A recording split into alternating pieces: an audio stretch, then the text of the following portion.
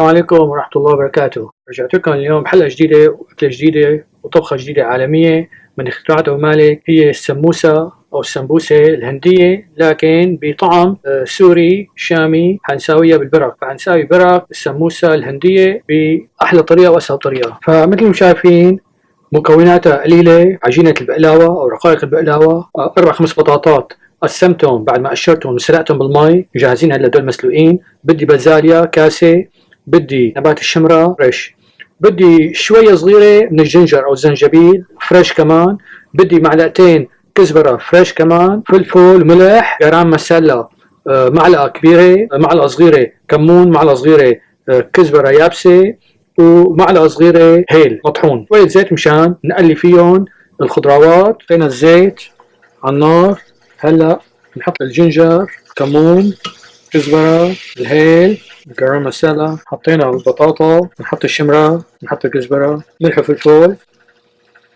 آخر شي بنحط البازاليات. هلا بنطفي تحتها، نخليها تبرد مشان نحشيها بالبرك. هلا هدول ورق القلاوة شايفين مثل ما هنن مغطيهم بخرقة مبلولة شوي مشان ما ينشفوا.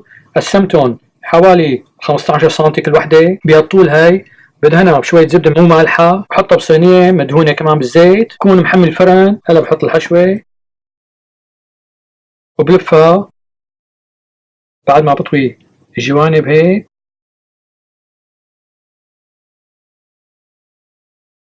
بعدين بحطها بالصينية تبع الفرن. هاي الثانية نفس الشي، بجيبها من هون بسكرها من الجنب الثاني، بلفها عليها وبدورها. خلصوا. هلا بحطهم بصفهم بصينية برجيكم اياهم. هاي الزبدة بدهنها برد، بدهنها ببيضة خلطتها مع معلقتين زيت زيتون مشان يلمع لونها جوات الفرن. 350 20 دقيقة لحتى يصيروا ذهبي.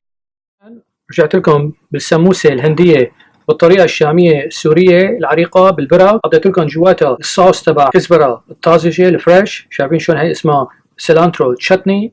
ان شاء الله تساووا بينكم وتنال اعجابكم، تدعونا ولا تنسونا بالشير واللايك والسبسكرايب. دعاء، والسلام عليكم ورحمة الله وبركاته. اذا عندكم سؤال ابعتوا لي على اليوتيوب.